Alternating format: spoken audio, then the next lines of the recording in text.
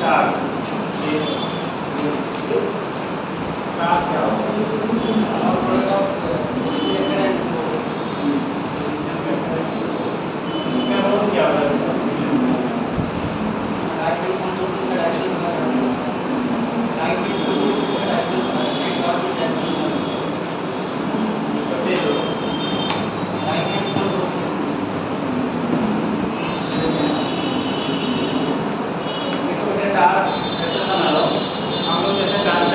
पढ़ा था ना, वन डायमेंशनल मोशन में पढ़े थे, तो उसके इसमें फोर्स का रोल होता है। किसी बॉडी पर तो फोर्स अप्लाई करते थे, तो बॉडी के अंदर मोशन होता था या मोशन की टेंडेंसी स्टार्ट होती थी। या अगर आप दूसरा एक्शन अप्लाई करके बॉडी वाले के मूव कर रहा होगा या तो रुक जाएगा या तो होने की टेंडेंसी उसमें आएगी। तो जो रोल ट्रांसलेटिव मोशन में आपका फोर्स का होता था, जो भी रोल आपका ट्रांसलेटिव मोशन में किसका होता था, फोर्स का होता था, वही रोल रोटेशनल मोशन में टाल का होता है। मतलब टाल किसी बॉडी में अगर वो किसी एक्सिस के करस्पॉन्डिंग आपकी बॉडी है, आपका उसके परपेंडिकुलर डिस्टेंस पे फोर्स अप्लाई कर रहे हैं, या तो उसमें क्या करेगा, रोटेशनल मोशन स्टार्ट करेगा या तो टेंडेंसी होगी रोटेट करने की। तो सीधा सा आप समझ लो कि वो रोल आपका ट्रांसलेटिव मोशन में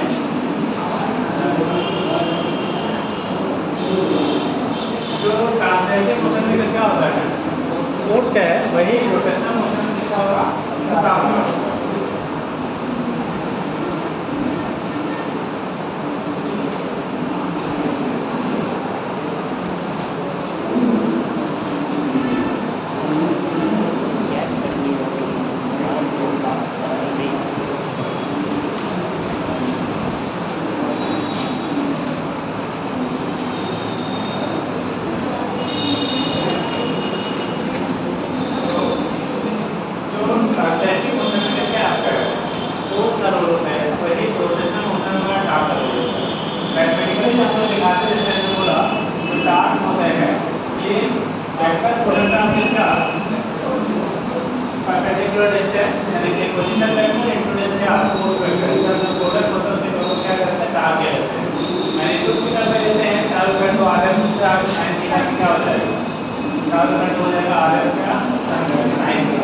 अगर हम लोग वेक्टर लेंगे तो यहाँ पे आप एक वेक्टर लगाएंगे, अगर वेक्टर नहीं लेंगे मैग्नीट्यूड लेंगे तो आर एस साइन थीटा लिखने के काम चल जाता है।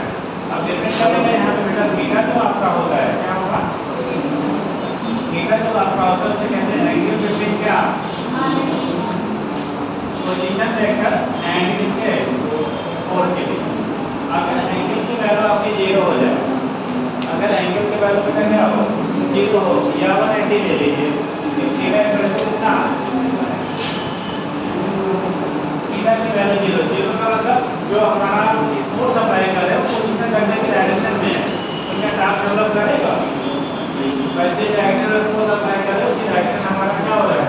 ठीक है, आपको पोजीशन वेक्टर भी है, जैसे मान लो हमने इसको ये बटन है, अब हमने इसी डायरेक्शन में फोर्स लगा, इसी डायरेक्शन में डिस्प्लेसमेंट भी है, तो उसके इसका टास्क डेवलप करेगा क्या, नहीं, उस कंडीशन में आपका टास्क डेवलपमेंट नहीं होगा, टास्क की वैल्यू कितनी हो जाएगी आपकी 0 होगी। बट अगर हमने इसको जैसे मान लो सपोज दैट एक्सिस से ले लिया, हमने फोर्स यहाँ पर रोटेट किया, यहाँ पे टास्क का डेवलपमेंट हो रहा है क्योंकि पोजीशन वेक्टर से हम क्या किसी एंगल पे फोर्स अप्लाई कर रहे हैं, चाहे परपेंडिकुलर हो या कोई एंगल हो, बट एंगल होना चाहिए। तो यहाँ पे थीटा की वैल्यू आपका 0, थीटा की वैल्यू 0 आप 180 डिग्री, अगर थीटा की वैल्यू 0 डिग्री है या 180 डिग्री है, मतलब पोजीशन वेक्टर की पैरेलल फोर्स लगा रहे हो या एंटी पैरेलल लगा रहे हैं, तो उसके अंदर टाउ की जो वैल्यू होगी, टाउ का तो कितना होगा 0। मतलब किसी भी बॉडी पे लगने वाला फोर्स जो है अगर मोशन की डायरेक्शन में हो, ठीक, या क्या कंडीशन दूसरा हो, मतलब जो पोजीशन वेक्टर उसी डायरेक्शन में हो या उसके एंटी पैरेलल हो, तो उस कंडीशन में मान लो टाउ की वैल्यू होगी, तो वैल्यू कितनी होगी आपकी 0, कोई भी टाउ आपका डेवलप नहीं होगा। ठीक, सेकंड कंडीशन थीटा की वैल्यू कितना 90 डिग्री, थीटा की वैल्यू कितना आपका है 90 डिग्री है, तो इसमें टाउ की वैल्यू जो आपका होगा टाउ का r का r sin 90 आएगा और ये वैल्यू r के बराबर आएगा। यहाँ से हम लोग कहते हैं ये वैल्यू आपका मैक्सिमम होता है। अगर किसी बॉडी पे जहाँ पे अभी आपको जो पोजीशन वेक्टर दिया गया है, अगर उसके नाम ही आप फोर्स अप्लाई करेंगे तो वहाँ पे डेवलप होने वाले काम की जो वैल्यू होगी वो क्या होगी, मैक्सिमम। मैक्सिमम आपको डेवलप करना है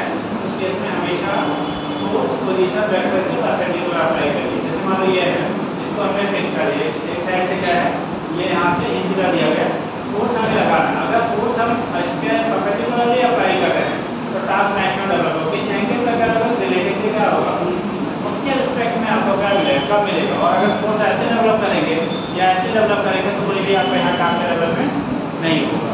उस केस में टास्क को डेवलप करने के लिए फोर्स और इसमें पोजीशन वेक्टर के बीच का एंगल अगर 90 है तो आपका टास्क का डेवलपमेंट होगा वो मैक्सिमम होगा। वैल्यू 0 और 90 है, इसके पैरेलली अप्लाई कर रहे हैं, एक्टिव पैरेलल अप्लाई कर रहे हैं, उस केस में टास्क की वैल्यू कितनी होगी, 0 होगी। अगर 0 यानी एंगल कितना है, 0 या 180 है, तो वहाँ से कोई भी टास्क डेवलपमेंट आपका नहीं करेगा। ये कंडीशन आपका होगा कि अगर हम लोग जो फोर्स अप्लाई करेगा वो जिस पोजीशन पर अप्लाई करने वाली है हमारे पार्ट के लिए इसके सामने दे दिया। अब ये पोजीशन वेक्टर R है, फोर्स हमें जो फोर्स अप्लाई कर रहे हैं, ठीक, अब किसी एंगल पे आप अप्लाई करो, मानो किसी एंगल पे हमने अप्लाई किया, ठीक, अब फोर्स हमारा इस डायरेक्शन में है, पोजीशन वेक्टर आपका ये कंडीशन दी है। पोजीशन वेक्टर आपको जैसे ये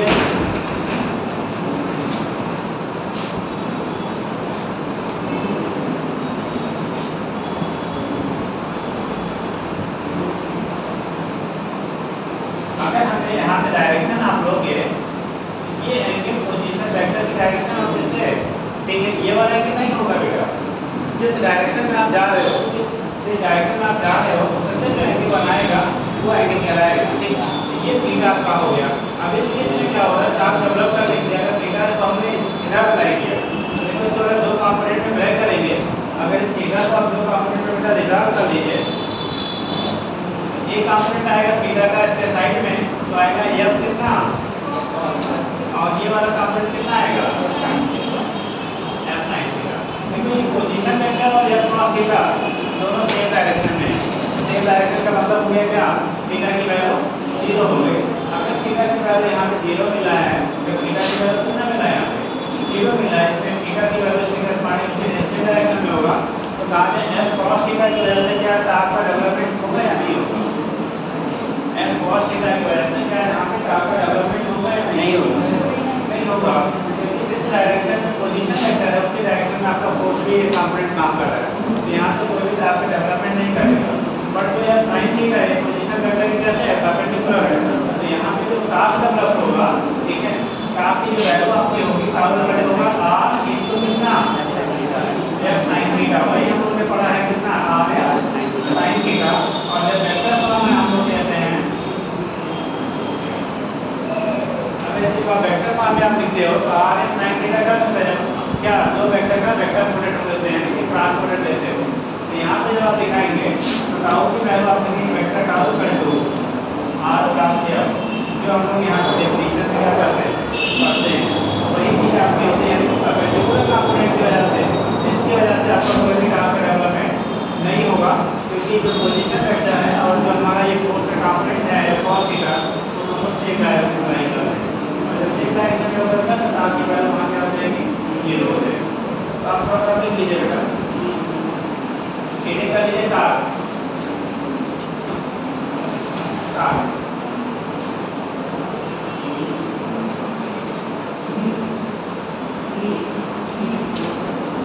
अगर हम लोग मैथमेटिकली डिफाइन करते हैं बेटा तो बोला जाता है task is the vector product of position vector and क्या फोर्स। फोर्स का पोजीशन वेक्टर का वेक्टर क्या होता है, प्रोडक्ट होता है। लिख लीजिएगा,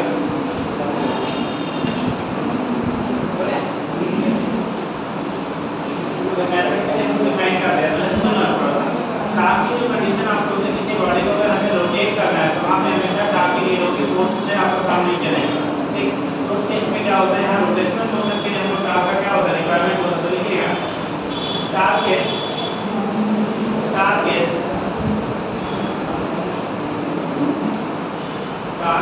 vector product of vector product of position vector and force, position vector and force. अभी it's having tendency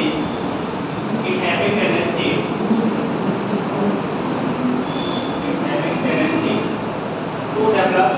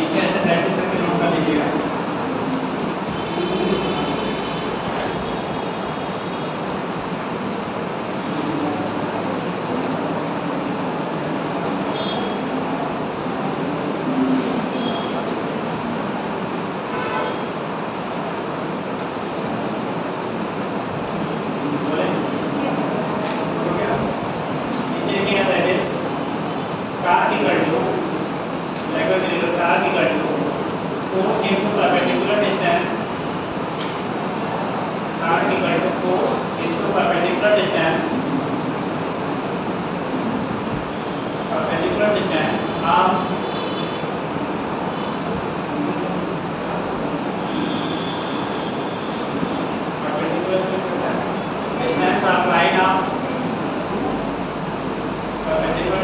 of line of action of force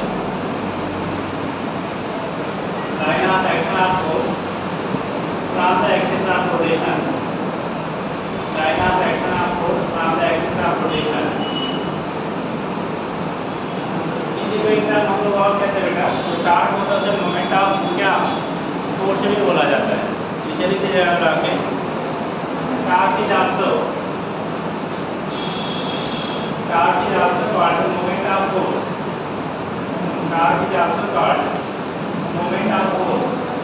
start को मोमेंट ऑफ फोर्स भी कहते हैं। क्या बोलेंगे मोमेंट ऑफ फोर्स।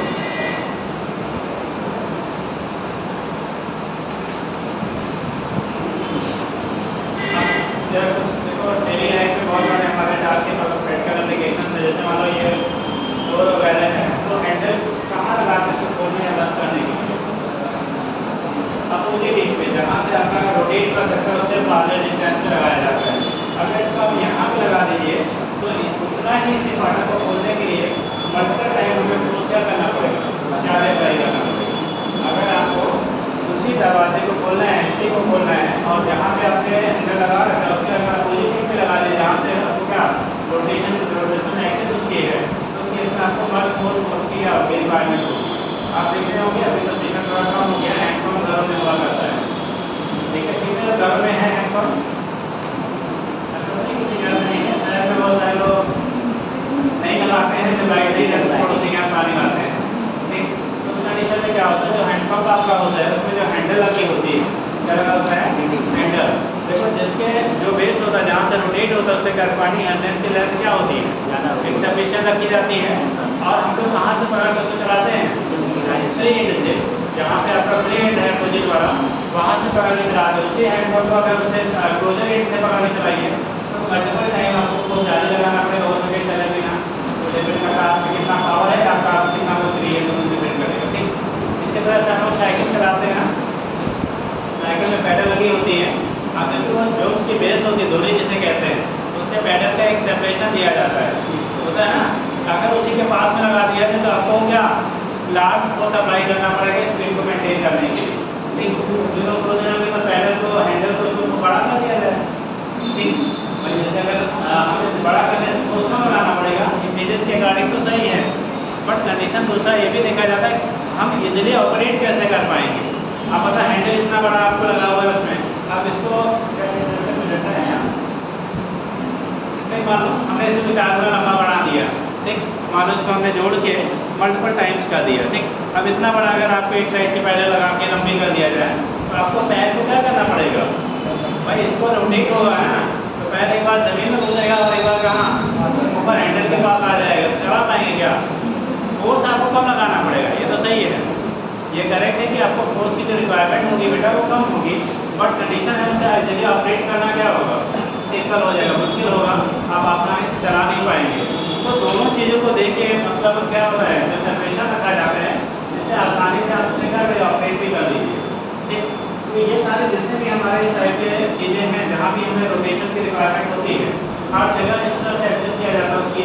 ठीक है, लेंथ को एडजस्ट किया जाता है इजीली ऑपरेट क्या ऑपरेट किया जा सके। अगर गाँव से आप बिलोंग करते होंगे तो गाँव में भी लोग गाय वगैरह पालना कर दिए नहीं के बराबर होगा। तो घरों में गाय भैंस या जानवर हैं चलिए अच्छी बात है। ठीक, तो हम लोग क्या करते हैं उसको चारा चलाने के लिए काटने की मशीन रखते हैं, देखा होगा गाँव का होगा अभी नहीं होगा तो पहले रहा होगा। ठीक, तो उसके उसमें हैंडल लगा होता है रोटेट करने के लिए। अब देखो तो उसकी वेल जो होती है काफ़ी बड़ी लगाई जाती है, वेल क्या होती है बड़ी लगाई जाती है। वेल इसीलिए बड़ी लगाई जाती है बेटा और उसका जो आउटर एंड जो होता है देखो काफ़ी हैवी बनाया जाता है। जिससे क्या एक बार अगर आपने स्पीड को मेंटेन कर लिया तो एक तो आपको हैंडल जो लगाया जाता है चलाने के लिए वो उसके सेंटर से क्या डिस्टेंस लगाया जाता है, लार्ज डिस्टेंस में हम लोग सेटअप करते हैं। जितने डिस्टेंस में सेटअप करते हैं जिससे आसानी से आप उसको ऑपरेट कर लीजिए। अब एक मिनट में कर लेंगे तो एक बार नीचे चला जाएंगे और एक बार बहुत ऊपर चला जाएगा, ऑपरेशन प्रॉपर नहीं हो पाएगा। तो उस कंडीशन में वहाँ पे भी जो कॉन्सेप्ट आपका वही है कि कि हैंडल सेंटर से जितना डिस्टेंस पे होगा उतना आसानी से आपका जो भी चारा काटने में कट जाएगा। दूसरी चीज़ें होती है व्हील्स जो बड़ी लगाई जाती हैं उनके लिए कॉन्सेप्ट होता है कि जो मोमेंटम एक बार वो क्या करेगा, अटेन करेगा। तो उस कंडीशन में क्या होता है कि जब आप रोटेट करते हो उसमें देखते हो कि ब्लेड लगा होता है, क्या लगी होती है, ब्लेड लगी होती है। जो भी कटिंग आप जिस चीज़ कर रहे हैं वो क्या जब उसके कॉन्टेक्ट में होता है तब तक जब आप रोटेट करके एक बार ले जाते हैं तब तक मोमेंटम को क्या करता है, गेन कर लिया होता है। और उसको कट करते समय ठीक वो इतने उसके पास क्या कह रहा है मोमेंटम क्या कह रहा है एनर्जी स्टॉक हो चुकी होती है वो कंप्लीट या सर्किट को पूरा कर लेता है। अदरवाइज खाली वहीं से आपको दबा के काटना हो तो शायद बहुत ज़्यादा उसकी क्या होगी, रिक्वायरमेंट होगी।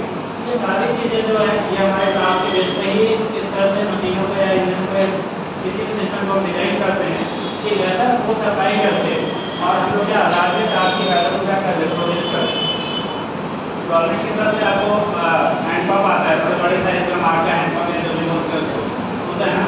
आप देखो नॉर्मल जो घर में हैंडपम्प हम यूज़ करते हैं उसके स्टेट में उसकी हैंडल की साइज क्या होती है, बड़ी होती है, बड़ी भी होती है, हैवी होता है ना। जिन लोगों ने देखा हुआ है, ट्राया होगा, मालूम होगा, ठीक है, देखा होगा तो हर जगह कहीं ना रोड पे देखी जाता है। तो उसके इसमें उसकी हैंडल की साइज क्या रखी जाती है, बड़ी रखी जाती है।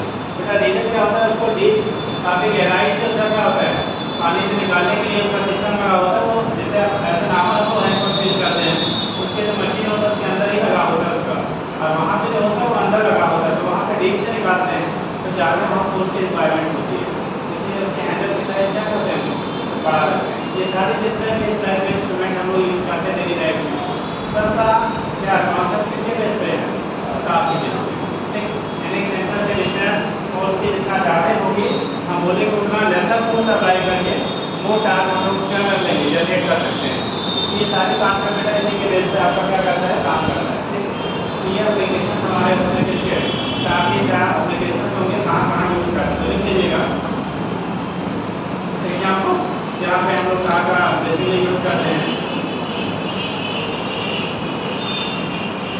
एग्जाम्पल बता लीजिए। एग्जाम्पल लिखे हैं like handles are provided, handle HANDLES handles. अब चाहे मशीन का हो या क्या हैंडपम्प का हो या आपका क्या फाटक लगे हैं, विंडोज लगे हैं, उनके हैंडपम्प कहीं भी हो, या जो भी हैंडल हम लोग खोलने में करने के लिए लगाते हैं उसको ऑपरेट करने के लिए लगाते हैं। तो लेकिन handles are provided near the 3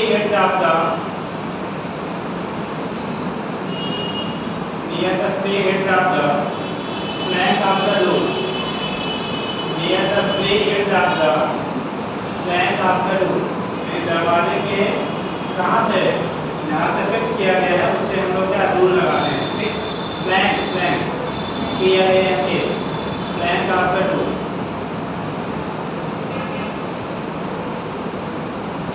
आपने देखा होगा स्क्रू ड्राइवर, इंजन कहते हैं पेचकस बोलते हैं ना, इसके स्क्रू वगैरह को हम लोग टाइट या लूज करते हैं। तो जो स्क्रू ड्राइवर होते हैं आप देखते हो जितने ज़्यादा साइज का होता है आप उसकी हैंडल की जो थिकनेस होती है ना उतनी मोटी रखी जाती है। तो जैसे घर में हम लोग नॉर्मली यूज़ करते हैं छोटे साइज का होता है तो उसके जो ऊपर जहाँ से पकड़ते हैं हम लोग वो पोर्शन आपका क्या बहुत थिक नहीं होता है।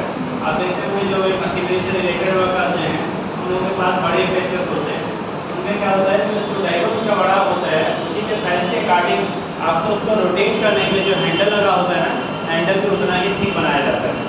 रीजन जितना ज़्यादा थिक आपका होगा उतना, क्योंकि सेंटर तो ये है ना, मान लो सेंटर ये है, इसकी थिकनेस जितनी कम होगी उसको रोटेट करना क्या पड़ता है उतना मुश्किल होगा, उतना ज़्यादा फोर्स अप्लाई करना पड़ेगा। और जितना इसका थिकनेस ज़्यादा होगा उसको ईजी उतना ही ईजी में आपका स्क्रू को आप क्या लूज या टाइट कर सकते हैं। तो कंडीशन आपका जो होता है स्क्रू ड्राइवर का जो हैंडल आपका होता है जिसको हम लोग क्या करते हैं पकड़ के स्क्रू को क्या लूज या टाइट करते हैं, उसकी थिकनेस जो होती है वो लार्ज रखी जाती है, जिससे कम फोर्स लगा के इधर ही आपका स्क्रू को लूज या टाइट कर सकते हैं। ठीक, तो लिख लीजिएगा handle of screw driver should be thick, handles of screwdriver should be thick। जो हैंडल्स आपका स्क्रू ड्राइवर का होता है उसको कैसा रखा जाता है इसका, should be thick।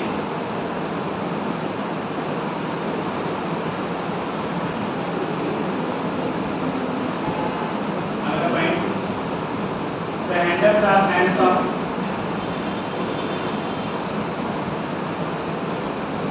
the handles sum and pump are kept long.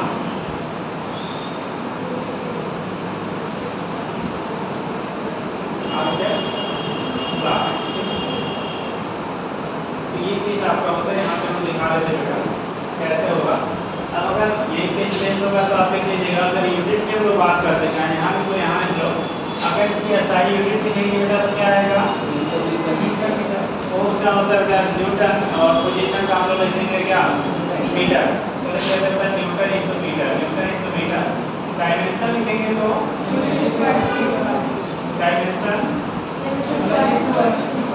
देखो, फोर्स का होता है m/L/T के पावर -2 और पोजीशन वेक्टर का हो गया r से मल्टीप्लाई करोगे तो आ जाएगा ml स्क्वायर t के पावर कितना -2। तो यहाँ पे जब आप रिमाइंड करेंगे तो जो आपका क्या होगा, यूनिट हो गया न्यूटन इंटू मीटर, और जब आप लोग डायमेंशन में ml स्क्वायर t के पावर कितना आ जाएगा -2। ये के साथ दिखा देते कैसे होगा। अब कंडीशन क्या होता है बेटा, अगर कोई भी बॉडी है उसके मल्टीपल फोर्सेज अप्लाई किए जा रहे हैं, जो बॉडी है उसको रोटेट करने के लिए अलग अलग फोर्स आप अप्लाई कर रहे हो, तो उस केस में जो टोटल टार्क होगा ना वो सभी इंडिविजुअल फोर्स की वजह से डेवलप होने वाले टार्क वेक्टर सम के बराबर होता है। इसके बराबर होगा वेक्टर सम के बराबर होगा। अगर किसी बॉडी पे मल्टीपल आपको फोर्सेज अप्लाई किए जा रहे हैं, मल्टीपल टार्क डेवलप किए जा रहे हैं, तो जो रिजल्टेंट टार्क उसको रोटेट करने के लिए होगा वो हम लोग सभी के वेक्टर सम में क्या होगा बराबर होगा। जैसे आप देखते हैं कभी कभी गाड़ी फंस जाती है, गाड़ी क्या होती है फंस जाती है, तो लोग पुशअप करते हैं, जो पुश करते हैं कि आधे आगे आगे पीछे किधर से करते हैं, मतलब एक डायरेक्शन में हम लोग पुश करते हैं, तो सभी के वजह से जो उसमें फोर्स रहेगा उसके कारण जो टार्क डेवलप होगा वो एक डायरेक्शन में होगा तो सब ऐड हो जाएगा। तो रिजल्टेंट टार्क सभी इंडिविजुअल टार्क के वेक्टर सम के बराबर में सब वेक्टर सम देगी। अगर सेम डायरेक्शन में है तो प्लस, अपोजिट डायरेक्शन में है तो माइनस, किसी एंगल पर होगा तो आप वेक्टर रूल अप्लाई करके उसको आप रिजल्टेंट वैल्यू निकालते हैं।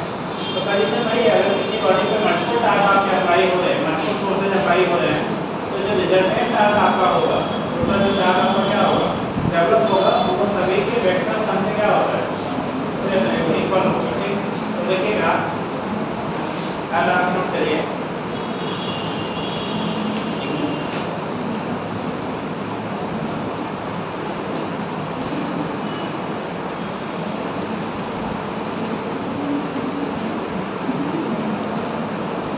चल रहे हैं खड़े रहिए सीधे बैठे। फिजिक्स इतना आसान नहीं आता बेटा, ठीक है, और मुझे लगता है पहले भी सोते रहे होंगे फिजिक्स में, हाँ अभी बड़ा मुस्कुरान बतिया रहे थे, जैसे क्लास शुरू होता पढ़ा ये बताइए, हाँ अरे इसलिए तो हम हिंदी भी बोल देते हैं बेटा तुम्हारे लिए, हाँ अब तुम सोते रहोगे तो हिंदी बोले, भोजपुरी बोले, इतिहास बोले, गोबर पढ़ाई कुछ पढ़ाई का मतलब निकलता है।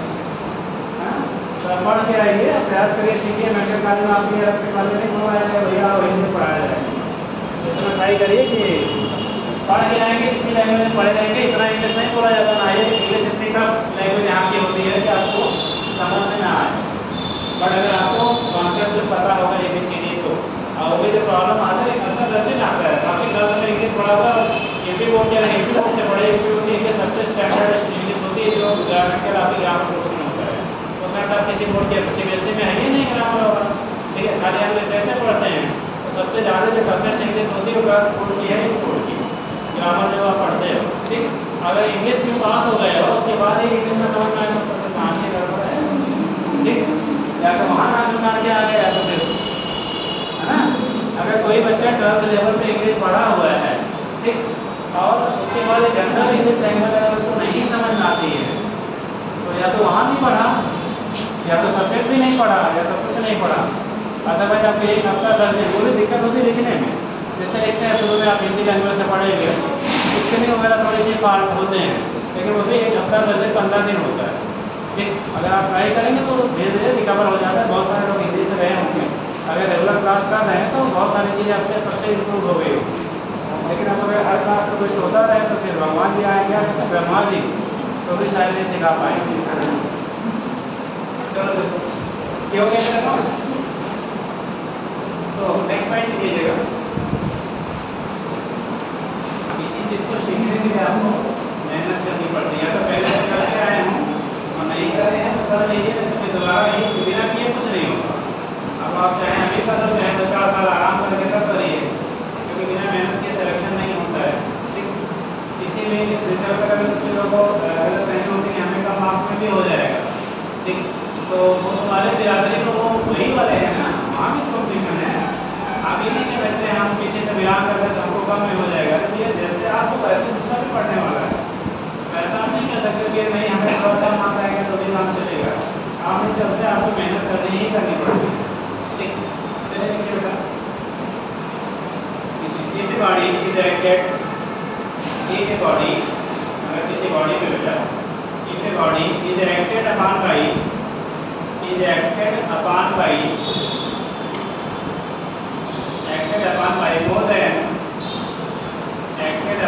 more than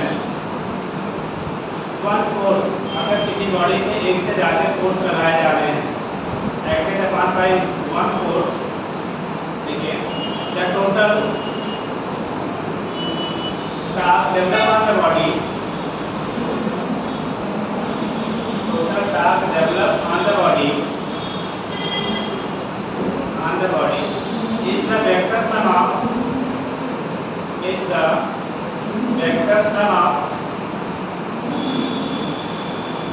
task due to each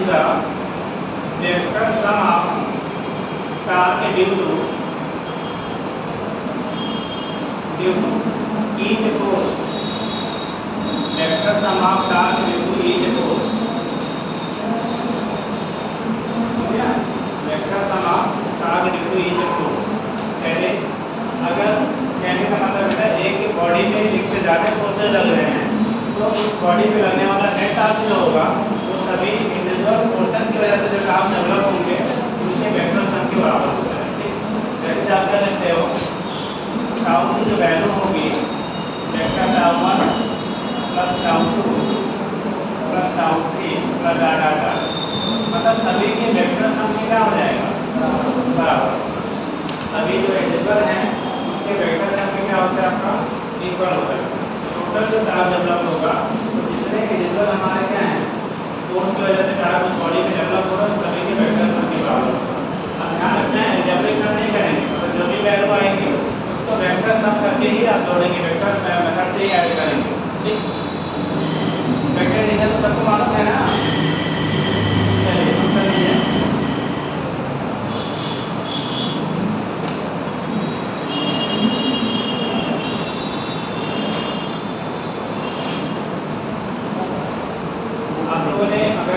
छोटे क्लास में स्कूल में शीशा बच्चों को एक गेम आपका क्या होता है, एक साइड के बीच में क्या होता है, फिक्स होता है, साइड से बच्चा इधर बैठता है बच्चा इधर बैठता है, बोला है अरे नहीं होगा तो पास पास में चले जाना मिल जाएगा। उस कंडीशन में क्या होता है जो बीच का आपका सेंटर नहीं होता है जिसके बेस पे आप क्या करते हैं रोटेट होते हैं, एक इस टाइप का कुछ आपका बना होता है। एक आपका इस साइड से एक आपका क्या मान लो यहाँ पे कोई बैठा हुआ है और एक यहाँ पे है। अब इस कंडीशन में ये बैलेंसिंग के लिए हम लोग क्या करते हैं, अगर दोनों या जो डिजाइन किया जाता है जो डिजाइनिंग होती है वो तो फिलहाल इसके सेंटर पे लगाया जाता है, लेकिन कभी कभी आप देखते होंगे मम्मी लोग ले जाती है क्या बच्चे को घुमाने पार्क में, एक बार अपने बैठे थे दूसरे पर बच्चे को बैठा देती है, होता है ना। अब बेचारा बच्चा 20 किलो का मम्मी 7 किलो की, बैलेंस कैसे होगा, बैलेंस हो पाएगा क्या, कैसे बैलेंस होगा बताओ। अगर मम्मी 7 किलो की है बेटा बेटी जो भी है वो 20 किलो की है तो कैसे बैलेंस होगा, नहीं होगा, नहीं हो पाएगा, होगा। लेकिन क्या करेंगे, मान लो इधर मम्मी थी छोटी थी तो ये तो शिफ्ट करना पड़ेगा इधर ऊपर सेंटर, मतलब ये इधर शिफ्ट हो जाएगा इसको इधर कहीं पे बैठा देंगे तो इसका वेट इनको ये डिस्टेंस मान लो R1 है, ये मान लो यहाँ आके बैठे, इनका वेट इनको कितना यानी कि इसका M1G इसका M2G, इसको R2 ले लो, इनका R1 सेंटर से जो डिस्टेंस आपका होगा M1G into R1 equal to M2G into कितना R2, दोनों का प्रोडक्ट जब सेम रहेगा तो बैलेंस हो जाएगा। लेकिन अब बच्चा बहुत छोटा है, मम्मी बहुत बड़ी है, तब फिर इतना जगह नहीं होता कि एडजस्टमेंट हो पाए। लेकिन अगर मतलब कंपेरेटिवली है, अब जैसे आप लोग मम्मी के साथ चले जाओ तो आपका वेट मान लो मम्मी से जाते हैं तो आप बैलेंस कर सकते हो, लेकिन पता है केजी बच्चा है और मम्मी है तो फिर वो तो मैं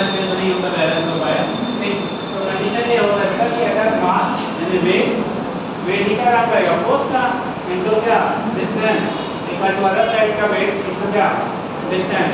तो दोनों का दोनों साइड से प्रोडक्ट अगर सेम है तब तो आपका जो भी सिस्टम का बैलेंस रहेगा।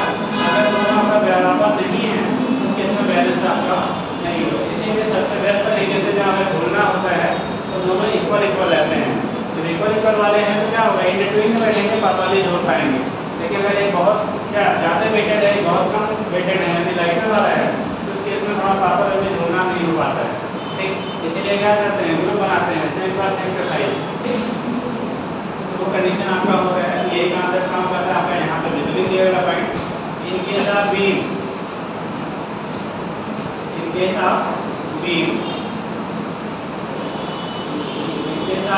बैलेंस इसको बीम बैलेंस कहते हैं। जैसे कोई बीम है और इसको है अब इससे हमें सपोर्ट करना मान लीजिए देखो पतला है ना इधर वाला पोर्शन होता है अगर ये हम फ्री करें रोटेट करने के लिए तो इसकी जो बैलेंसिंग पॉइंट होगी समझ लीजिए बीम बैलेंस है तो वहाँ वाला तो शीशा आपका हो गया बीम बैलेंस तो चाहे शीशा दोनों कॉन्सेप्ट एक ही होता है। जैसे मान लो इधर का थिन ज़्यादा है इधर का थिन है तो अगर हम बीच में सेंटर में पकड़ेंगे तो देखो ये इधर की तरफ डाउन आ रहा है क्योंकि इधर वाला वेट यानी टार्क इधर की साइड में क्या होगा ज़्यादा डेवलप होगा इधर की साइड में बेटा टार्क कम डेवलप होगा। अगर हमें बैलेंस करने से है तो जिधर थिक है उधर से सेपरेशन कम और जिधर से थिन है उधर से सेपरेशन क्या रखना पड़ेगा ज़्यादा यानी इधर का weight into distance equal to इधर का वेट इंटू डिस्टेंस। याद रखेंगे साइंटिफिकली जब लोग करते हैं इस पोर्शन का जो वेट लेते हैं कंडीशन में नहीं लेते इसके सेंटर ऑफ मास इधर का वेट इसके सेंटर ऑफ मास फिर आप इसके बीम के मास वगैरह निकले तो मान लेंगे बाहर से आप नहीं करना तो उसका मास जहाँ नहीं करेंगे वहाँ पे रखेंगे। ठीक, तो वो चीज़ें आपकी होंगी उसके वजह से दिखा रहे तो पॉइंट लिख लीजिएगा बीम बैलेंस आर मार्क कर लो आर शीशा SEA डैश SAW शीशा इसी को हम लोग शीशा कहते हैं। ठीक, शीशा वो चेहरा देखने वाला शीशा नहीं ठीक है ना ये हो गया शीशा। देखिए the system will be in a rotational equilibrium will be in a rotational equilibrium will be in a rotational equilibrium if will be rotational equilibrium if τ1 plus τ2 मतलब दोनों का से टाउ जो आपका लंबाई होने का सम क्या हो बेटा जीरो है वेक्टर सम दिखेगा। दोनों का वेक्टर सम क्या हो अगर जीरो है तब केस में वो बैलेंस कैसा रहेगा इक्विलिब्रियम में रहेगा। अब यहाँ जरा जो दिखा देंगे कैसे मामले सपोर्ट है बेटा ये हमारा बीम अब इसी में पे अगर फोर्स हमने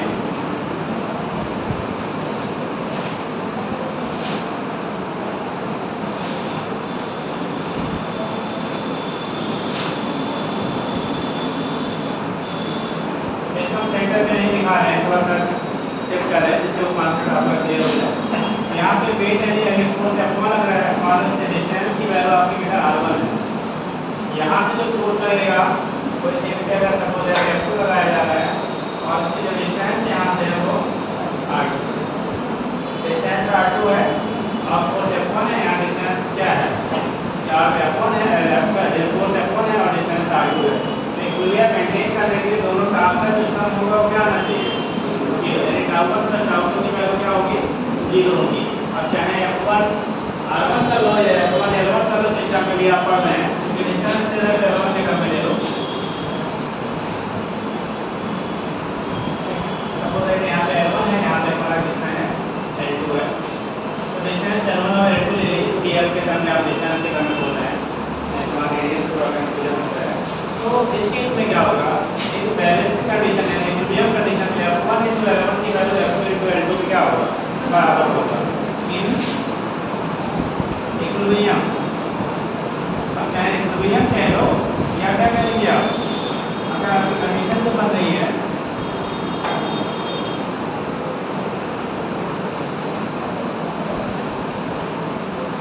in equilibrium condition F1 * L1 value जो होगा F2 * L2 की क्या होगा बराबर होगा। इसका मतलब जहाँ पे फोर्स की वैल्यू ज़्यादा होगी उसका सेंटर से जो डिस्टेंस होगा वो कम होगा सेपरेशन जहाँ फोर्स की वैल्यू कम होगी वहाँ सेंटर से डिस्टेंस की वैल्यू क्या होगी, ज़्यादा होगी। अगर जो एक्सिस आपने लिया है उसके रिस्पेक्ट में जो डिस्टेंसेज आपकी होगी, लेकिन वो फोर्स जहाँ जिधर फोर्स ज़्यादा उधर डिस्टेंस कम, जहाँ फोर्स कम वहाँ पे डिस्टेंस ज़्यादा हो जाएगा। निकाल लीजिए।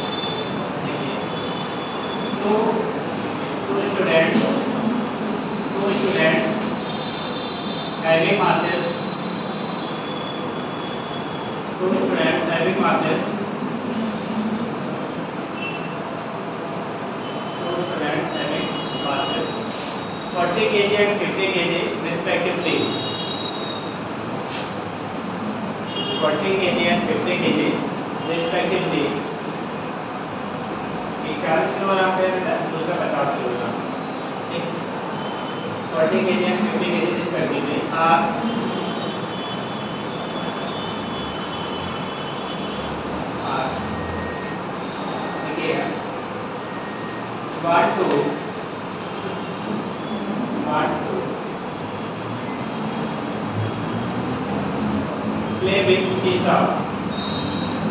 Want to play with seesaw.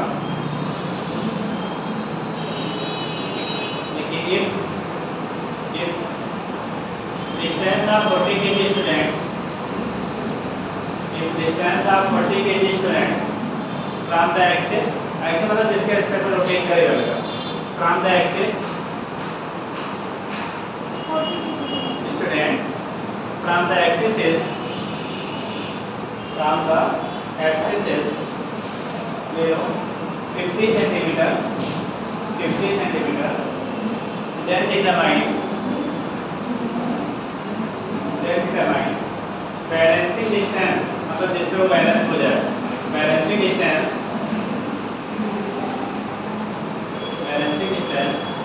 of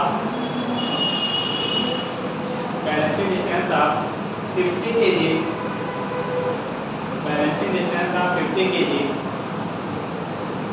strand from 50 kg strand from axis, axis से 50 किलोग्राम वाला जो स्टूडेंट है उसकी बैलेंसिंग डिस्टेंस क्या होगी?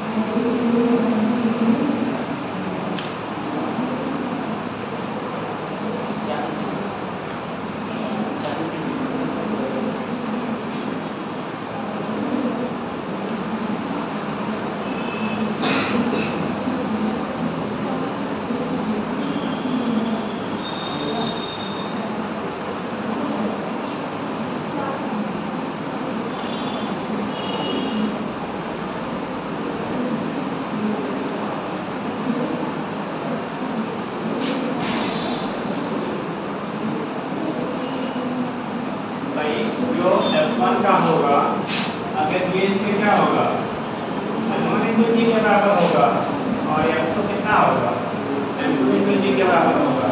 तो बैलेंसिंग कंडीशन में, इक्विलिब्रियम कंडीशन में M1 into G into L1 equal to M2 into G into L2, यही होगा ना भाई। वो इक्विलिब्रियम से कब होगा, जब आपका वेट टू डिस्टेंस का प्रोडक्ट दूसरे के वेट टू डिस्टेंस के प्रोडक्ट में क्या हो, बराबर हो। ठीक, पहले वाले का मास कितना केजी था बेटा, 40 into G अब जी की वैल्यू तो दोनों साइड सेम सेम है तो आपका क्या हो जाएगा? ऐसे ही जी की वैल्यू रखिए नहीं रखिए रिजल्ट आज तो वही आएगा, बट ये है कि क्वेश्चन लिखते समय आपको वहाँ जी इंडिकेट करना पड़ेगा, क्योंकि ये रिलेशन फोर्स इनटू क्या डिस्टेंस का है, मास इनटू डिस्टेंस का नहीं है। तो अगर सीधे m1 इनटू l1 करके m2 इनटू l2 कर देंगे रिजल्ट तो आ जाएगा, लेकिन जहाँ रिटन एग्जाम होगा वहाँ से वो गलत हो जाएगा। तो रिटन एग्जाम में जहाँ भी लिखेंगे तो वहाँ पे जी को आपको इंक्लूड करना ही पड़ेगा, बाद में वो कैंसिल हो जाना, बात अलग क्या है। But relation m1 l1 equal to m2 l2 नहीं होता है, f1 l1 इक्वल टू क्या होता है f2 l2, तो यहाँ पे जी आप इंडिकेट करेंगे, ठीक। तो l1 की वैल्यू कितना दिया बेटा 40 सेंटीमीटर, क्योंकि मास kg में है तो हम इसको भी क्या SI यूनिट यूज करेंगे, तो 40 सेंटीमीटर मतलब 0.4 40 kg यहाँ तो सब 50 kg लिखा हुआ है, 40 kg होना चाहिए। m1 g1 की वैल्यू ये 40 दिया है। Yes sir. चलिए ये का 40 इनटू l1 की वैल्यू है 50 सेंटीमीटर तो 0.5 इक्वल टू m2 की वैल्यू 50 है इनटू l2 निकालोगे तो l2 की वैल्यू हो गया 40 इनटू 0.5 अपॉन 50 4/5 और 5 से करेंगे तो 0.1 मतलब 0.4 मीटर। ये मीटर में आया और सेंटीमीटर में बताइए कितना। अरे एक बढ़ेगा रिलेशन दूसरा वाला घट जाएगा। मास तो अपने 40 से 50 किया तो डिस्टेंस 50 से क्या हो जाएगा 40 हो जाएगा। तो कंडीशन आ गया 40 सेंटीमीटर। ठीक है आपका होता है, यहाँ से हम लोग रिप्रेजेंट कर लेंगे क्या होगा कैसे होगा, तो वो केस आपके हो जाते हैं। दूसरा देखिएगा नेक्स्ट पॉइंट 30 कैसे आ गया था, 30 बोला कैसे आ गया थी? मैंने सोचा सर जब 40-40 पे दोनों फोर्स बैलेंस होंगी और उसका जो 50 kg है तो इससे अनबैलेंस जब 10 माइनस करने पे हो सकता है बैलेंस हो जाए। क्या सोच लिया ओवर कंपनी सोच देते हैं ओवर। चलो तो कंडीशन आपका हमने यहाँ से निकाल दिया। नेक्स्ट कंडीशन आपको एक दूसरा है, आपको रोटेशनल मोशन और ट्रांसलेशनल मोशन में जो क्वेश्चन आप कंपेयर करते हैं, तो ऐसे पॉइंट के लिए लीजिए, देखिए पॉइंट के लिए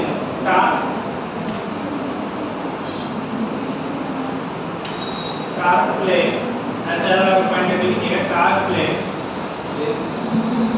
same role, torque play same role, torque play same role in rotational motion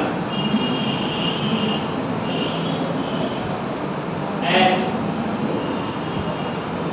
force plane translating motion and force plane translating motion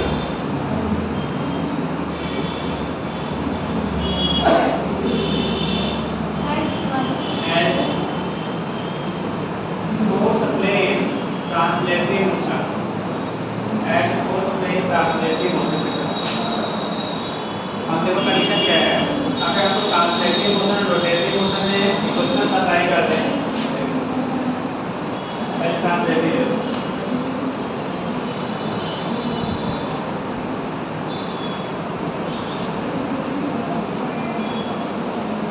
translating होता है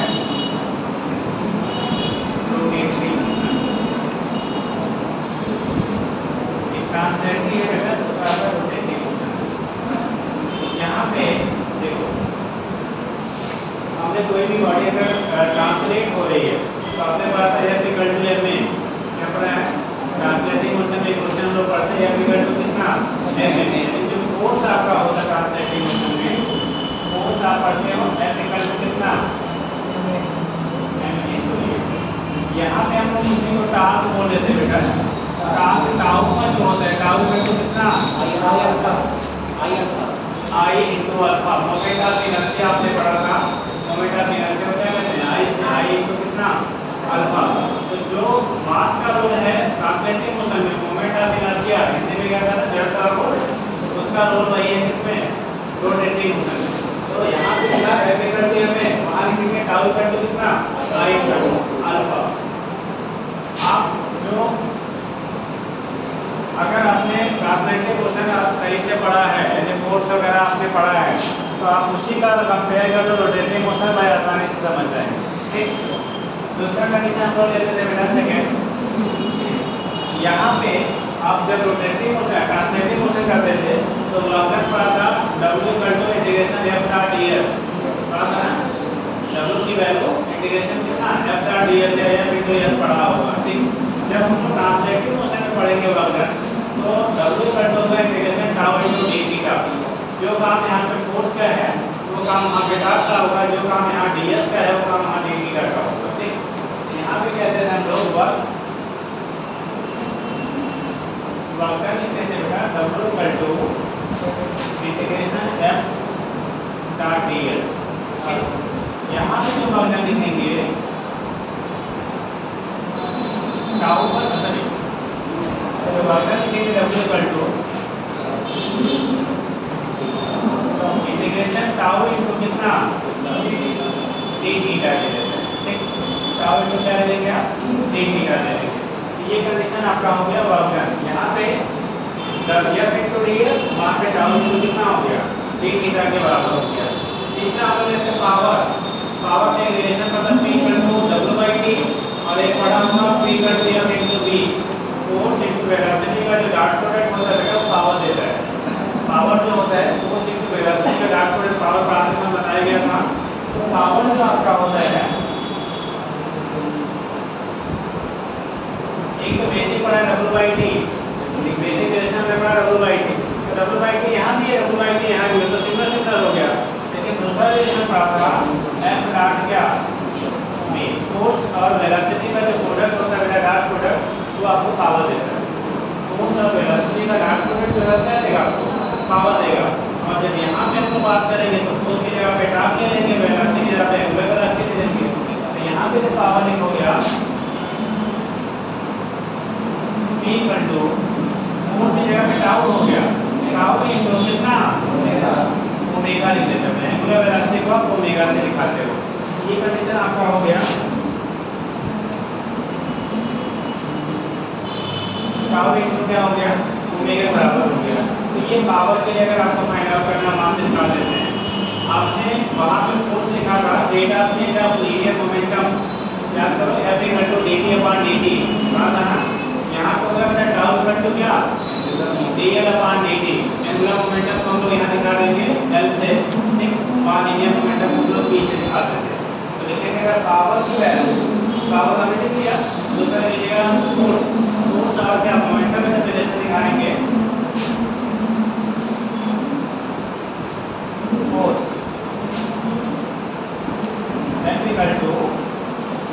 F∗dt आपने लिखा था सेकंड लॉ में। जो सेकंड लॉ में पढ़ा था F∗ एक ऐसे पढ़ते थे और एक F∗ कितना dP/dt। तो dP/dt यहाँ पे लिखेंगे टार्क कितना हो जाएगा टाउ = dl/ कितना इसी को आप लिख सकते हैं P = FP होता है ना m × dP/ कितना dt और ऐसे कहेंगे L = I × आपने पढ़ा होगा। ये आगे डिस्कस किया जाएगा। एंगुलर मोमेंटम I × ओमेगा के बराबर होता है। जैसे P = FP होता है ऐसे L = I × यहाँ लिख सकते हैं I × dω/, कितना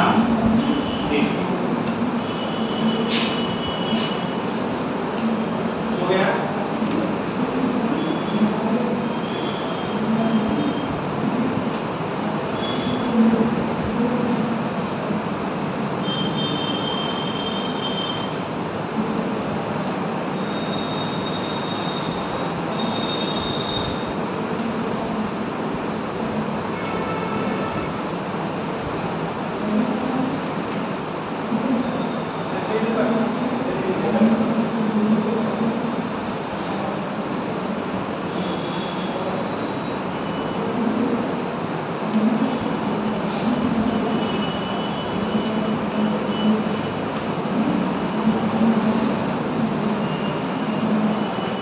अभी आगे हम लोग डिस्कस करेंगे जब ये क्वेश्चन आपने पढ़ा होगा ट्रांसलेटिंग मोशन रोटेटिंग ये नहीं बताई है बता रहे नहीं बता देते हैं।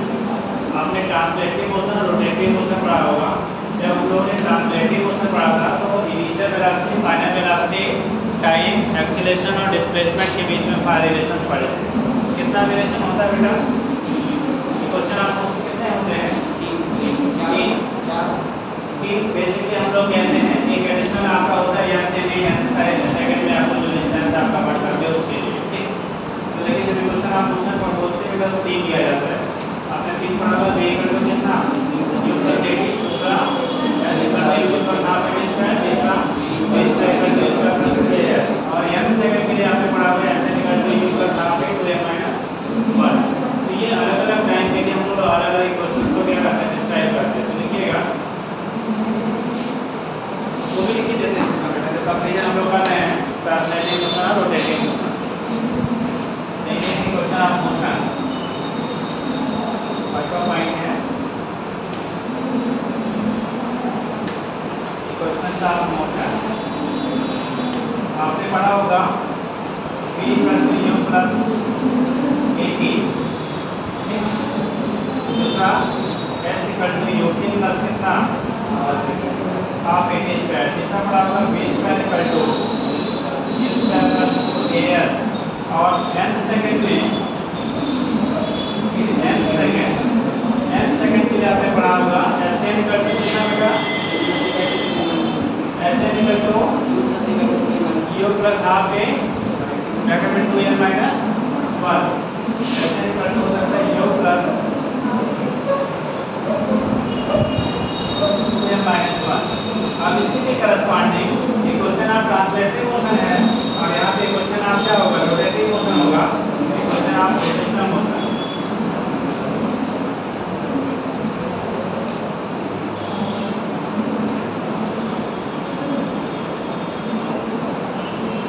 अगर रोटेशनल मोशन के क्वेश्चन को हम लोग देखते हैं उसके करस्पॉन्डिंग, जो यहाँ पे u क्या होता है बेटा? ये इनिशियल वेलोसिटी मालूम है सबको?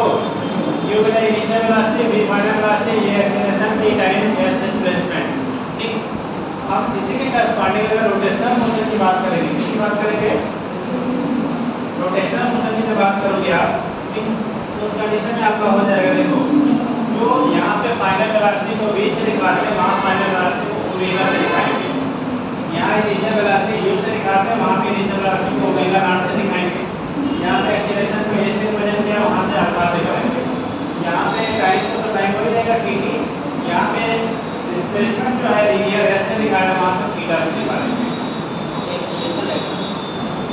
तो ये हो गया ऐसे में u प्लस हाफ ए तो ये माइनस ये वहाँ पे हो गया बेटा। तो उस कंडीशन में क्या होगा कि यहाँ पे जो एक वैल्यू रहेगा वो सारी चीज़ हम लोग करस्पॉन्डिंग नोट कर लेते हैं। तो पहला बनेगा आपका, इसको हम ABCD ऐसे लिख लो, omega equal to omega not plus alpha into t. ये पहला ही क्वेश्चन मान लेते हैं, बना दें आप फर्स्ट, सेकंड, थर्ड। ये यार इक्वेशन बोथ नहीं है, वो एडिशनल इक्वेशन हम बनाते हैं करके। सेकंड हो जाएगा यस है यहाँ omega equal to omega nought t plus half alpha into t square. तीसरा लिखेंगे omega square equal to omega nought square plus 2 alpha into theta, ये थीटा है बेटा। और मीडियन सेकंड थीटा एन की वैल्यू तो होगी एन सेकंड में लिखेंगे थीटा एन इक्वल टू आपको जैसे यहाँ पे यू लिखते थे, यहाँ पे ओमेगा नॉट लिखेंगे प्लस हाफ, यहाँ ए लिखते थे, यहाँ पे अल्फा हो जाएगा इनटू 2n माइनस 1। देखो सेम पैटर्न में जो इक्वेशन हम लोग जैसे वहाँ पढ़ते थे वैसे ही क्वेश्चन का एप्लीकेशन आपका यहाँ पे भी रहता है, बट केवल आपके जो क्वांटिटीज हैं वो हमारे चेंज हो जाते हैं। हो जाएगा?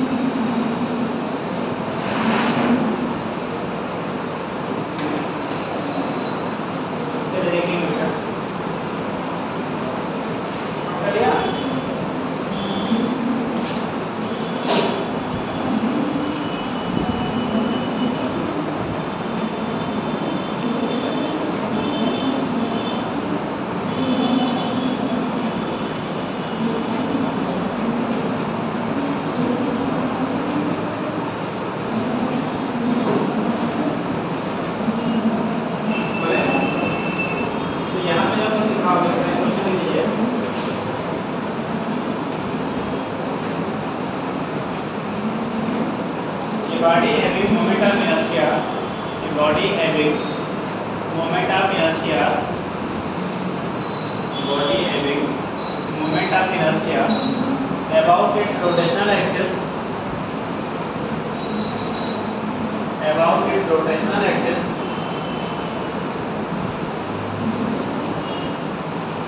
about its rotational axis is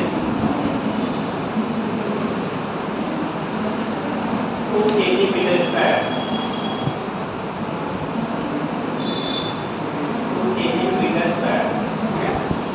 देखिए, if a torque of 10 Newton into meter, 10 Newton into meter is applied on it, then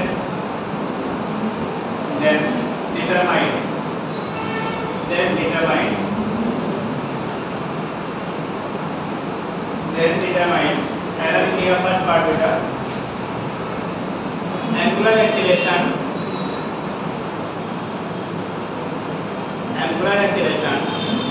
develop in the body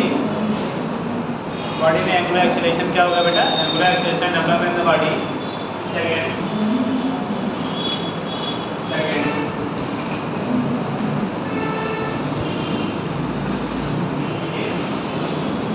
the angular displacement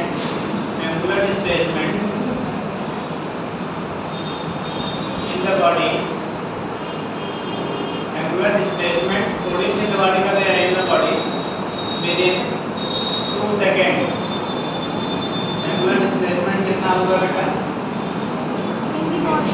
within 2 seconds हो गया. And final angular velocity तीसरा है ये बेटा, final angular velocity of the body, final angular velocity of the body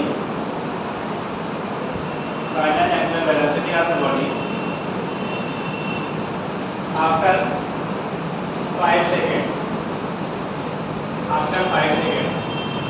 initially body rest में था बेटा, अगर इनिशियल नहीं इंफॉर्मेशन दिया है तो इनिशियल हम लोग रेस्ट में कंसीडर करते हैं. अगर इनिशियल इंफॉर्मेशन नहीं है तो इनिशियली बॉडी किस में होगा, रेस्ट में आपको कंसीडर करेंगे. ठीक, निकालिए.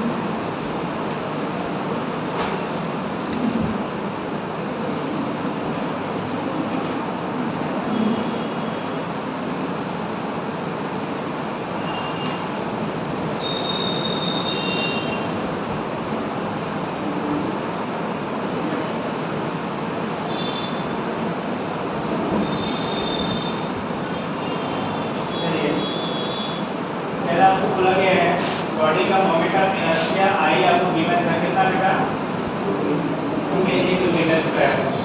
टार्क कितना अप्लाई किया गया 10 न्यूटन 10 न्यूटन. ये टार्क की वैल्यू दी गई थी, मोमेंट ऑफ इनर्शिया मालूम था. फिर पहला पार्ट था एक्सेलरेशन निकालना था. हमने पढ़ा था टाउ इनटू कितना होता है आई टू अल्फा. अल्फा की वैल्यू आएगी टाउ का मान कितना आई. टाउ की वैल्यू कितनी है 10 अपॉन आई की वैल्यू को दिया गया है 5 रेडियन पर सेकेंड स्क्वायर। ये एंगुलर एक्सीलरेशन निकाल दिया। सेकंड पार्ट क्या बोला था?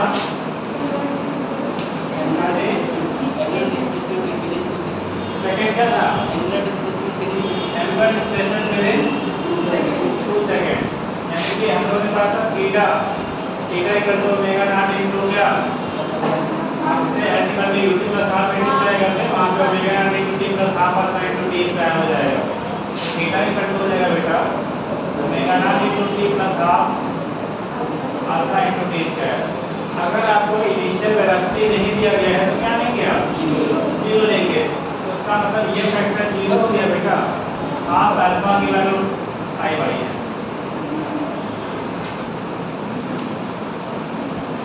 अल्फा आपका कितना है? 5 टाइम सेकेंड कितना बेटा? 2 सेकेंड। 1 2 क्या होगा? कैंसिल हो जाएगा। तो 5 2 जा कितना? 10 डिग्री बोले क्या बोले? रेडियन होगा नॉट डिग्री। ये 10 रेडियन। तीसरा पार्ट क्या बोला था? एंगुलर वेलोसिटी आपका 5 सेकेंड। यानी कि omega equal to omega not plus alpha into t. Omega nought 0 है, अल्फा की वैल्यू 5 है, टी की वैल्यू नहीं क्या है? 5। कितना आ गया? 25 रेडियन पर सेकेंड। ओमेगा की वैल्यू आ गई 25 रेडियन पर सेकेंड। हो गया? अब तो देखा ये केस आपका होता है। यहाँ से बेटा हम कैलकुलेट कर लेते हैं कि अगर आपको कार्ड वगैरह गिवन है तो कैसे अप्लाई करेंगे, उसके बेस पर प्रेजेंटेशन हो जाता है। ठीक,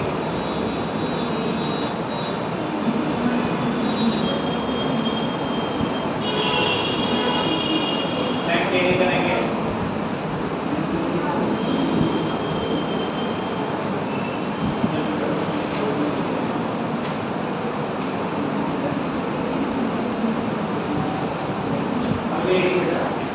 एंगुलर मोमेंटम हो गया।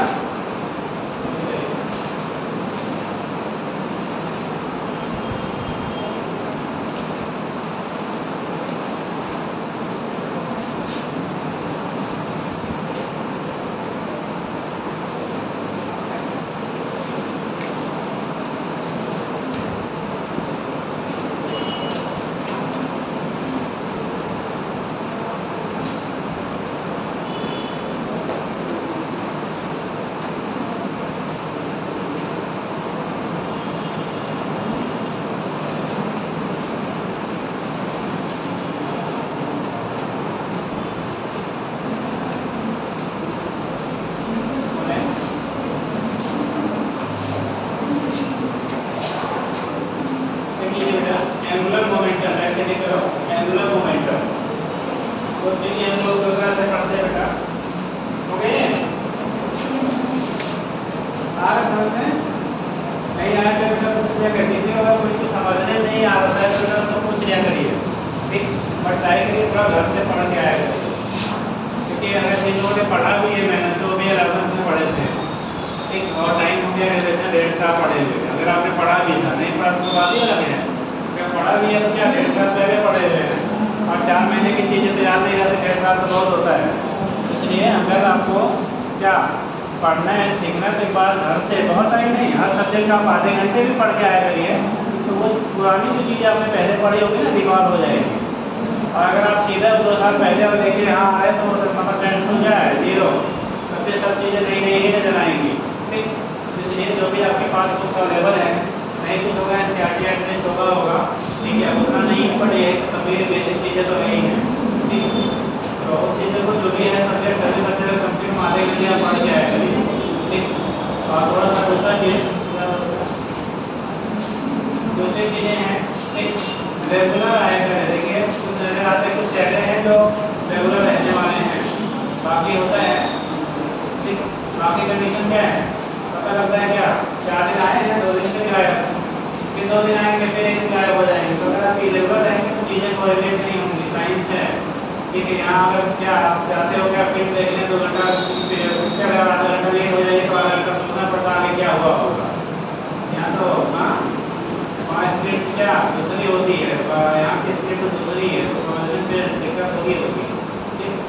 जैसे अगर कोई बहुत क्या कहते हैं इंपॉर्टेंट वर्क ना है फिर उस कंडीशन में क्या क्या करिए, ज़रूरत आप करिए।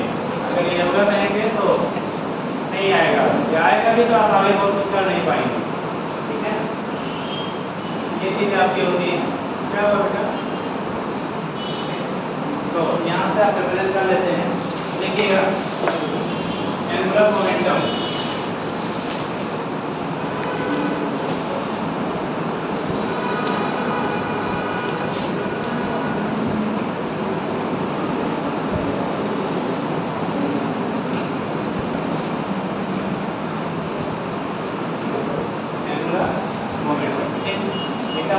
Moment of linear momentum is called क्या, angular momentum. Moment of linear momentum is called angular momentum. तो एंगुलर मोमेंटम को तो एल से लिखाते हैं, जैसे एल से well equal to r cross p, r cross p. P equal to आपने पहले पढ़ा है पी के बराबर होता है, और क्रॉस प्रोडक्ट है तो आर पी साइन थीटा आप लिखोगे। वहाँ पे जब लिखेंगे उस कंडीशन में अगर हम लोग रिलेशन बनाते हैं r into m into b into sine theta का क्या हो जाएगा, बराबर हो जाएगा। तो लिख लीजिएगा angular momentum, the moment of linear momentum, the moment of linear momentum of a body, moment of linear momentum of a body with respect to any axis of rotation, with respect to any axis of rotation is known as, with respect to any axis of rotation is known as angular momentum, is known as angular momentum।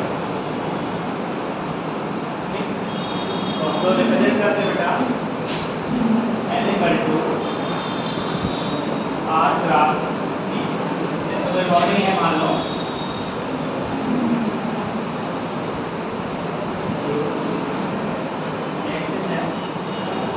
अगर इसके distance जो आप ले रहे हो are से निकाल रहे हो, अगर आर है और इसका लीनियर मोमेंटम बेटा पी है, तो इस एक्सिस से करस्पॉन्डिंग, इस एक्सिस से करस्पॉन्डिंग अगर आप निकालेंगे एंगुलर मोमेंटम की जो वैल्यू आपकी होगी इसी टाइप का, इसके करस्पॉन्डिंग जो एंगुलर मोमेंटम होगा L equal to r cross p. R cross क्या हो जाएगा, पी के बराबर होगा, और इसकी क्रॉस प्रोडक्ट है इसी लिख सकते हैं r equal to L equal to r p sine theta. क्या लिख देंगे, आर पी साइन थीटा। यहाँ पे एक यूनिट वेक्टर लगा देंगे, उसकी डायरेक्शन क्या करने के लिए, इंडिकेट करने के लिए, या तो आप वेक्टर फॉर्म में लिखिए या तो आप आर पी साइन थीटा लिखते एक यूनिट वेक्टर आप वहाँ पे उसके डायरेक्शन को रिप्रेजेंट करने के लिए हम लोग यूज करते हैं। दिखा दीजिएगा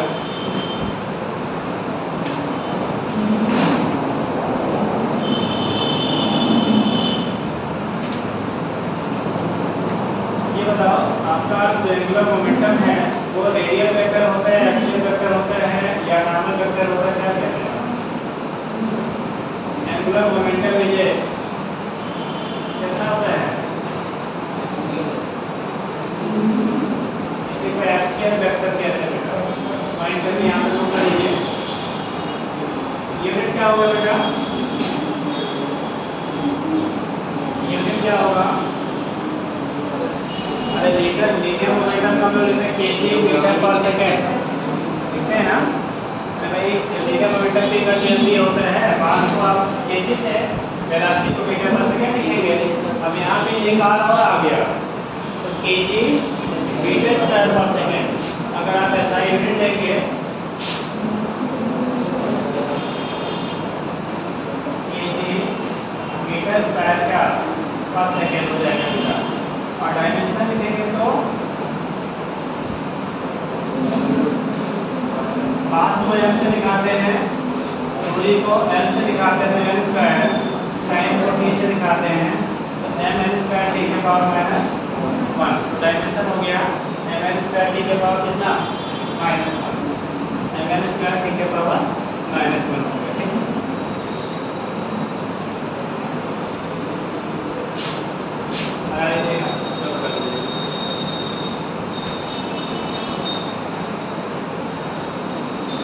अगर यहाँ पे बोला जाए बेटा कि जो एंगुलर मोमेंटम होगा उसकी वैल्यू रेडियल वेक्टर यानी कि जो वेक्टर है और जो हमारा क्या है लीनियर मोमेंटम, दोनों के बीच का एंगल कितना 90 डिग्री। जहाँ भी वेक्टर प्रोडक्ट की वैल्यू बात आएगी बेटा, हमेशा अगर एंगल की वैल्यू 90 डिग्री है तो उस केस में उसका मैग्नीट्यूड जो होगा मैक्सिमम मिलेगा। ठीक, यहाँ पे जब थीटा की वैल्यू 90 लेंगे तो एंगल मोमेंटम की वैल्यू मैक्सिमम, थीटा की वैल्यू 0 हो तो 0 वही आपका लिखना तैयार होगा। तो उस कंडीशन में क्या हो जाएगा आपका 0 हो जाएगा, कोई भी वहाँ पे एंगल मोमेंटम नहीं अप्लाई होगा। मतलब अगर आपको जिस डायरेक्शन में वेक्टर का रेडियल वेक्टर है उसी डायरेक्शन में आप मोमेंटम अप्लाई कर लीजिए तो वहाँ पे कोई भी एंगल मोमेंटम का डेवलपमेंट नहीं होगा। ठीक है, ये सब आप लिखिएगा। बाकी क्वेश्चन क्या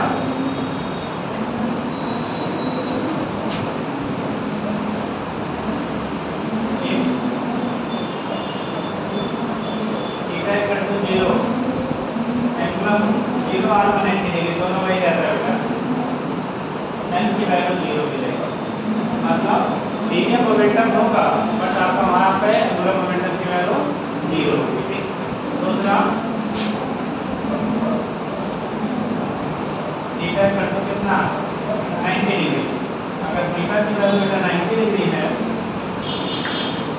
अगर थीटा की वैल्यू कितना है आपको 90 डिग्री है, एल की वैल्यू जो होगी ये आर इंटू पी के बराबर हो जाएगा, आर पी के बराबर होगा और ये वैल्यू हमारा क्या मैक्सिमम कहलाएगी। इसे वेक्टर दिखाना होगा दिखा दीजिएगा, आर पी के प्रोडक्ट के बराबर होगा और वो वैल्यू हमारा क्या होगा मैक्सिमम आपको मिलेगा। ठीक, जब आप पर्टिकुलरली आप अप्लाई करेंगे। अब यहाँ पे जब क्वेश्चन बनता है तो हमें वेक्टर प्रोडक्ट के फॉर्म में पूछा जाता है।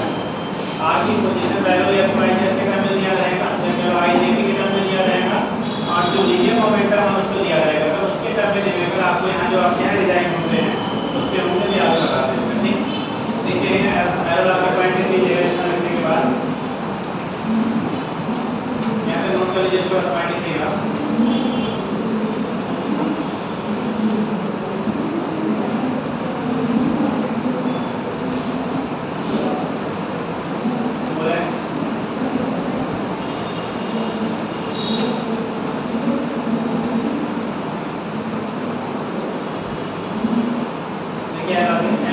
Angular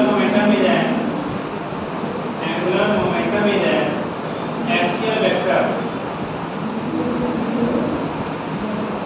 is an axial vector that is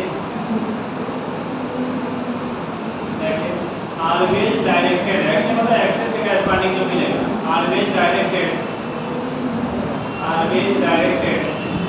perpendicular to the plane of rotation, always directed perpendicular to the plane of rotation and along the axis of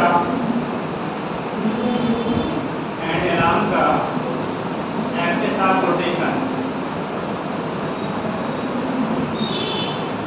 along the axis of rotation।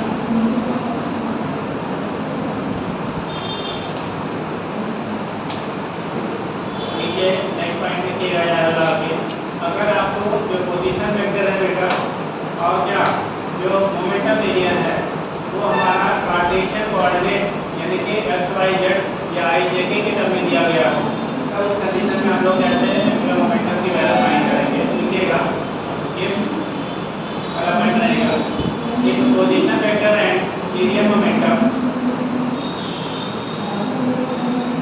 If position vector and linear momentum are given in term of Cartesian coordinate CARTESIAN, Cartesian coordinate CORDINATE, Cartesian coordinates then अगर जो position vector है जैसे आपने लिखा are, जो position vector हमारा क्या दिया गया आर, अगर उसे एक्स वाई जेड की टर्म में दिया गया और पोजीशन जो मोमेंटम है उसे भी एक्स वाई और जेड की टर्म में दिया गया यानी आई जे और के की टर्म में, तो अगर आर की वैल्यू हमको दिया गया एक्स इंटू आई प्लस वाई इंटू जे प्लस जेड इंटू कितना के एंड मोमेंटम जो दिया गया है px I plus py into j plus pz into k। जब वेक्टर प्रोडक्ट हम लोग पढ़ते हैं तो उसका कंडीशन बेटा देखो, यहाँ पे हमें निकालना है टाउ। अच्छा भी एंगुलर मोमेंटम का जो आपने पढ़ा r प्लस क्या होता है t।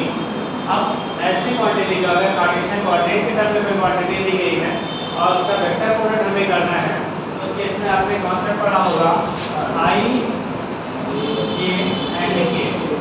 i वाले फैक्टर को i के नीचे, j वाले को j के नीचे, k वाले को k के नीचे आप कर दीजिए। तो पहले जो देखिए ध्यान से कभी हमसे गलती हो जाता है equal to p to r लिख देते हैं या tau equal to f to r लिख देते हैं, वहां पे गलत हो जाएगा। मतलब मैग्नीट्यूड तो मिलेगा, डायरेक्शन क्या होता है उल्टा हो जाएगा। इसलिए जो वेक्टर फॉर्म में आपको यहाँ पे दिया गया जो पहले क्वांटिटी है उसका वैल्यू पहले रखेंगे, जो बाद में क्वांटिटी उसकी वैल्यू बाद में रखेंगे। अगर गलत रखेंगे तो मैग्नीट्यूड तो सेम मिलता है पर डायरेक्शन क्या होगा रिवर्स। आउटवर्ड होगा तो इनवर्ड आ जाएगा, इनवर्ड होगा तो आउटवर्ड आ जाएगा। तो लिखेंगे x y z। देखो यहाँ पे इसका वैल्यू है बेटा px py pz।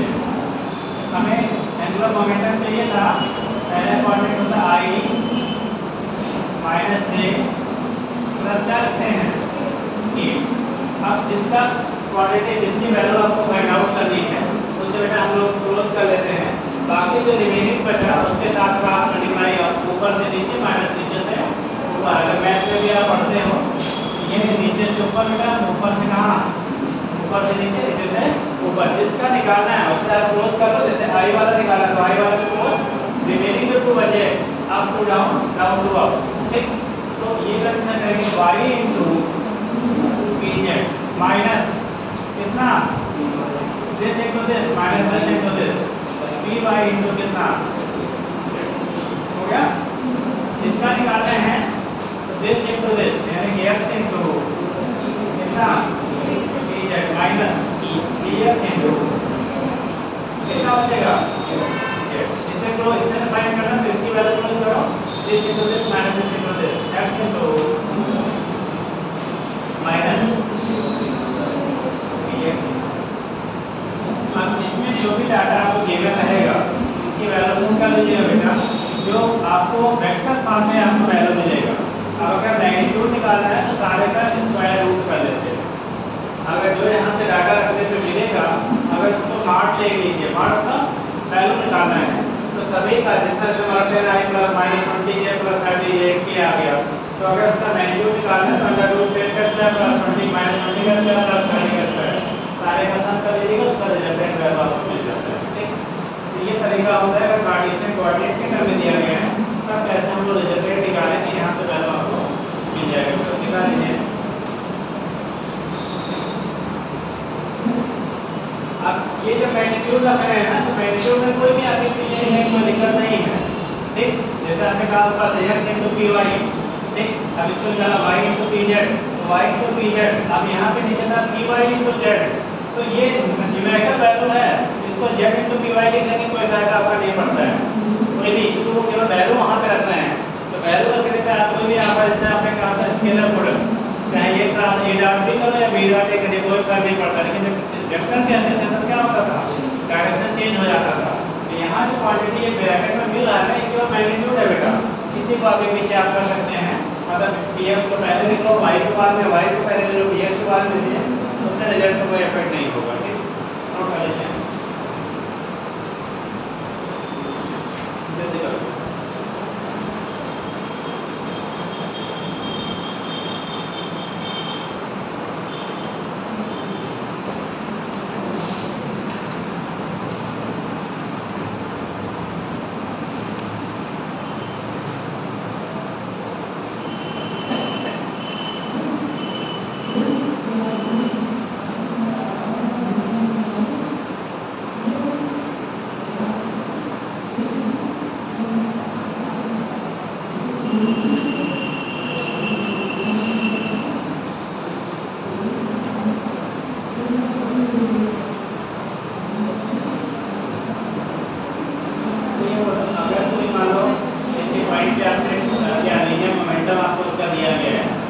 Position vector है किसी एंगल पे आपका है तो उसके अंदर पूछा जाता है बेटा कि जो रेडियल कंपोनेंट होगा, ठीक, मतलब ऐलान कर रेडियस, वो आपको क्या एंगुलर मोमेंटम डेवलप करेगा या जो उसका वैसा होगा ट्रांसलेशनल आगे ट्रांसवर्स कंपोनेंट होगा वो डेवलप करेगा।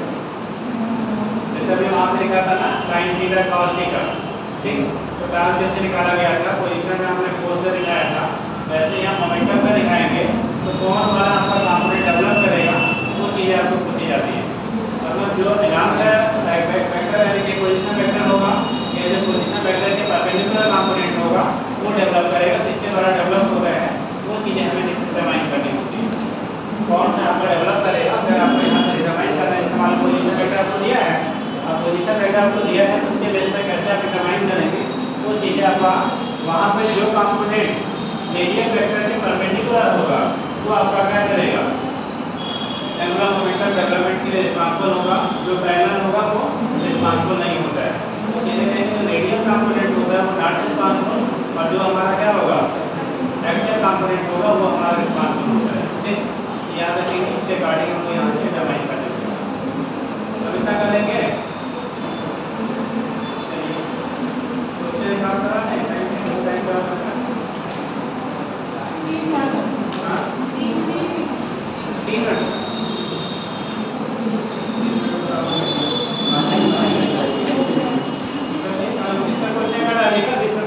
बताने हैं, कल इसको बाकी बता के फिर आपको कराओगे, ठीक है।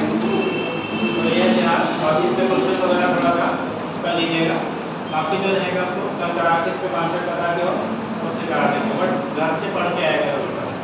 अगर नहीं पढ़ेंगे तो बहुत मुश्किलें हैं, कॉम्पिटिशन इतना आसान नहीं होता, सीधे एक लाइन में सुना लीजिए बिना आपकी मेहनत के कुछ भी पास नहीं होगा, ठीक है।